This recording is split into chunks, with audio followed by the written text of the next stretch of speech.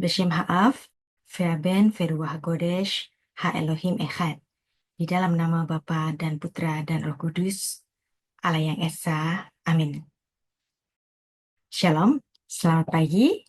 Kali ini kita akan belajar mengenai korelasi antara nama dan karakter atau kepribadian.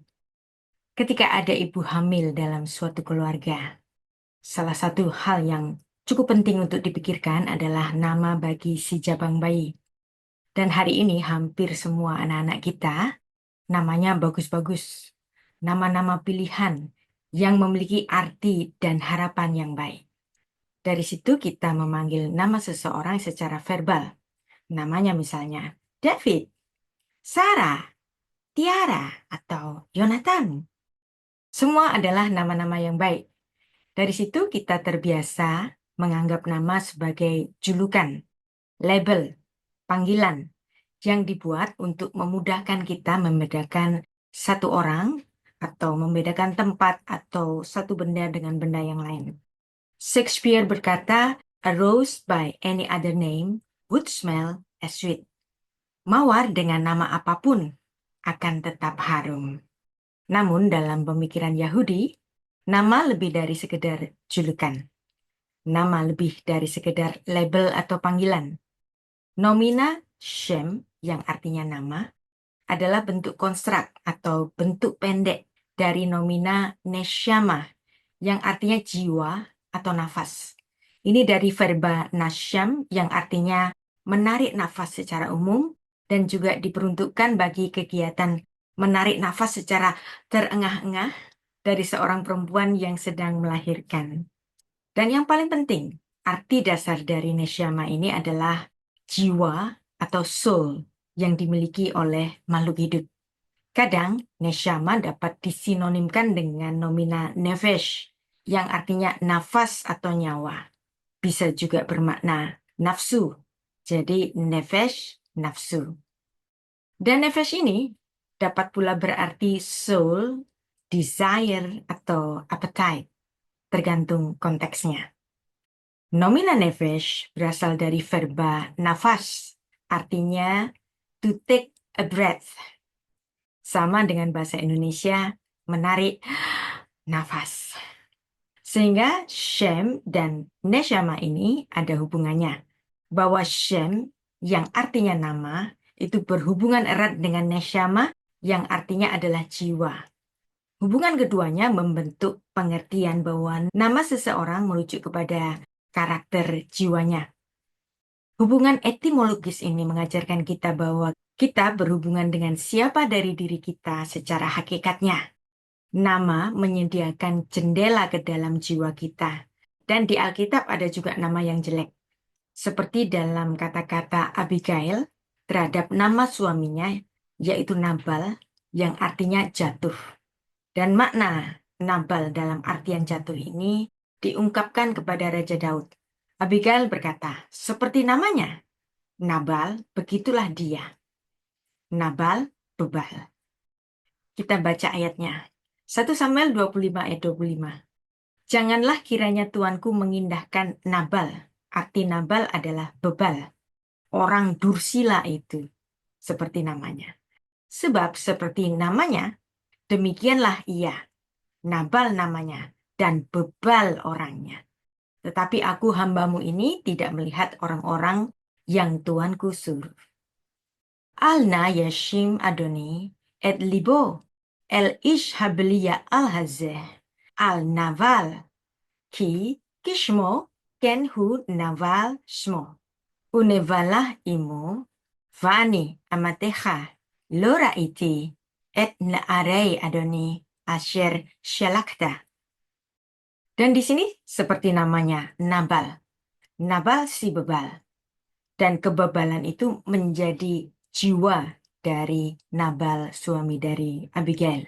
Faktanya, Talmud dalam Yoma 83b mengambil gagasan pada makna, "Tell me your name and I tell you who you are." Beritahu aku namamu dan aku akan memberitahu siapa dirimu. Di Yoma 83b ayat 12-15, menceritakan tentang dua orang bijak yang tidak mahir menganalisis nama. Mereka berdebat apakah mereka harus mempercayai seorang yang bernama Kidor, artinya pergolakan. Bahwa mereka adalah generasi Kidor, generasi pergolakan. Mereka memahami dari sini bahwa dia mungkin adalah karakter yang tidak menyenangkan karena menyukai pergolakan. Pada akhirnya mereka memutuskan untuk mempercayakan uang mereka kepadanya. Dan si Kidor ini akhirnya mengkhianati kepercayaan mereka. Namun demikian, tampaknya ini mistik sekali. Dan kadang-kadang nama seseorang tidak secara penuh mendefinisikan karakter seseorang dan membatasi takdir kehidupannya. Karena bisa saja ada perubahan karakter dari seseorang yang mengemban sebuah nama. Misalnya nama Yabes, yang artinya dia menderita, tetapi karena dia mengubah kehidupannya di dalam doa yang setia, maka Yabes dapat mengubah makna namanya menjadi orang yang penuh kelimpahan. Dan ini kita kenal dalam doa Yabes yang sangat terkenal itu. Memang di dalam kitab Torah kita menemukan bahwa perubahan nama seseorang menandakan perubahan dan peruntungan pada jalan hidup mereka. Misalnya, dalam kitab Kejadian 17 ayat 5, Allah mengubah nama Abram menjadi Avraham untuk mencerminkan perubahannya dari seorang pemimpin daerah, Aram, bapaknya orang Aram, lalu ia menjadi leluhur bagi banyak bangsa. Avraham, Amon Goyim. Kita baca ayatnya, Kejadian 17 ayat 5. Velo yikare ot et shimcha Avram, vehaya shimcha Avraham, bi av hamon goyim netatika. Karena itu namamu bukan lagi Abram, melainkan Abraham, karena engkau telah kutetapkan menjadi bapa sejumlah besar bangsa. Memang gaung perubahan nama Abraham masih terasa hingga kini, karena para penganut Judaisme, Kristen, dan Islam yang saat ini mencakup lebih dari separuh populasi dunia, semuanya menganggap Abraham sebagai bapak rohani mereka. Demikian pula, Allah juga mengubah nama istri Abraham dari Sarai, yang artinya Tuan Putriku, my princess, menjadi Sarah, yang artinya Tuan Putri atau princess. Kejadian 17 ayat 15. Dan untuk hal ini, Rashi menjelaskan makna ayat ini bahwa Allah berkata, Abraham memang tidak memiliki anak laki-laki, tetapi Abraham akan memiliki seorang anak laki-laki. Sarai mungkin tidak akan melahirkan seorang anak, tetapi Sarah akan melahirkan seorang putra. Dan di sini termaktub sebuah pemahaman. Jika aku memberikan kepadamu nama yang baru, maka takdir kehidupanmu akan berubah. Dan ini dapat kita buktikan dalam kehidupan bapak leluhur Israel yang lainnya, yaitu dalam kitab Kejadian 32 ayat 29 bicara mengenai Yakub. Setelah Yakub bertarung dengan makhluk ilahi yang adalah teofani Allah, ia diberi nama Israel. Karena Yakub telah berjuang, Sarita, dan engkau telah menang. Kita baca ayatnya. Kejadian 32 ayat 29. Vayishal Yaakov vayomer, Hagidana shemecha, vayomer lamazeh tis'al lishmi, vayafarech oto sham. Bertanyalah Yakub, katakanlah juga namamu. Tapi sautnya, mengapa engkau menanyakan namaku? Lalu diberkatinyalah Yakub di situ. Mirip dengan Abraham dan Sarah. Nama baru Yakub menandakan transformasi dirinya dan juga transformasi batinnya dan tujuan barunya. Sebelumnya, dalam hidupnya, setiap kali Yakub dihadapkan dengan konflik, dia lari. Ia telah melarikan diri dari saudaranya Esau. Ia juga melarikan diri dari pamannya Laban. Dan pada kenyataannya, para penafsir Alkitab memandang bahwa Yakub juga melarikan diri dari Esau dan pasukannya sampai ia didatangi oleh malaikat penampakan teofani Allah pada malam hari itu. Setelah ia menang dari pergulatannya, ia diberi nama baru Israel, yang artinya orang yang telah bergumul dengan Allah atau orang yang bertahan sampai akhir, atau artinya Allah menang, God prevails. Dan nama Israel ini bisa kita pandang memiliki dua penggabungan kata, yaitu berasal dari kata Sarah yang artinya berkuasa atau memiliki kuasa, dan El yang artinya Elohim. Jadi Israel artinya Allah menang, God prevails. Dan kata Sarah tadi merujuk kepada ibu leluhur Israel, yaitu istri Abraham yang melahirkan Ishak dan Ishak melahirkan Yakub. Kemudian nama Israel ini menjadi nama bagi keturunannya untuk selamanya, menjadi nama bagi bangsa Israel. Yang menarik, setelah pertempuran malam yang transformatif itu, Yakub bersatu kembali dengan keluarganya dan menghadapi Esau dengan damai dan penuh kasih, meredakan permusuhan antara konflik mereka yang sudah terjadi selama puluhan tahun. Selain perubahan fisik, jalan kehidupan yang dialami Abraham dan Sarah, serta perubahan psikologis yang tercermin dari kisah Yakub, dalam kitab Bilangan kita menemukan contoh nama yang diubah dan menghasilkan transformasi pada tingkat spiritual.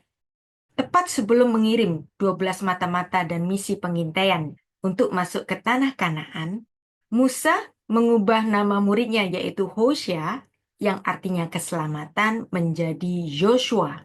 Bahasa Ibraninya Yehoshua. Dan ini ditulis dalam Bilangan 13 ayat 16 dan 1 Tawarik 7 ayat 27.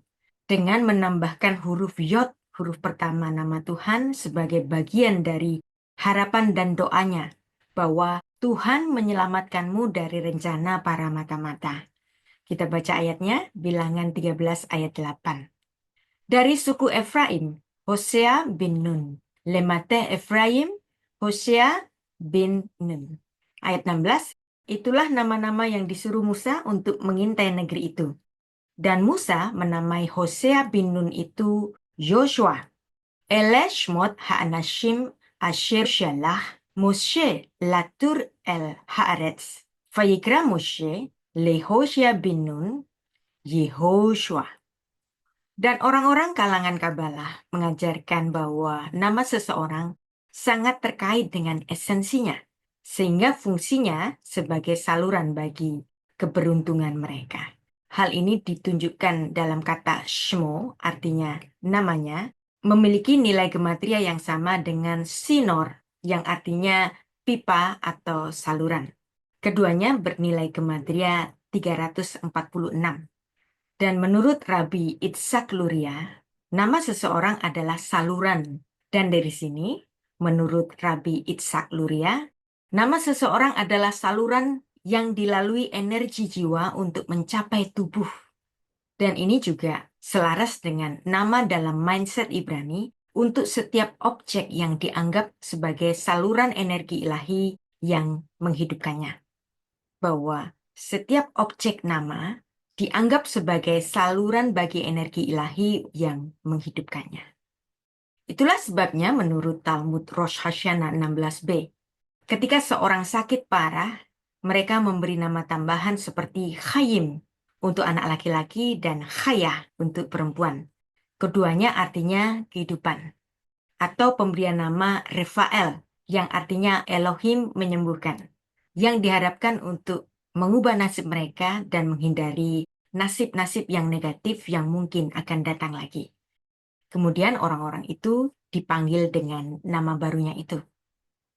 Semua hal-hal yang kita pelajari di sini untuk membantu menjelaskan mengapa dalam tradisi Yahudi, tindakan memberi nama dianggap sebagai suatu tanggung jawab yang sangat besar.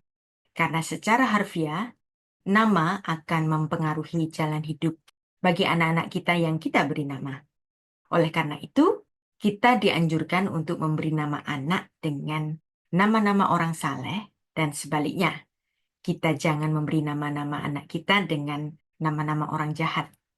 Akan sangat aneh misalnya kalau seorang anak bayi dinamai misalnya Hitler atau Mussolini atau Ceausescu atau nama-nama orang yang memiliki reputasi buruk yang lainnya.